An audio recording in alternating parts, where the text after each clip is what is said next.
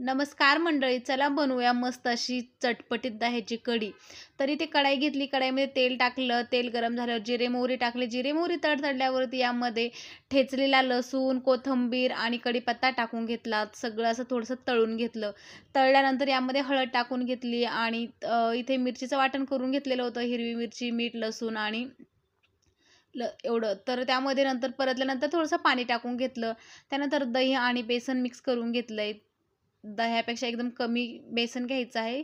जास्त घट्ट करायची नाही. घट्ट झाल्यावरती चांगली चवदार लागत नाही. तर त्यानंतर पाण्याला उकळी आली की यामध्ये टाकून घ्यायचं आणि मस्त असं हलवून घ्यायचं, सगळं मिक्स करून घ्यायचं. यामध्ये चवीनुसार मीठ टाकून घ्यायचं.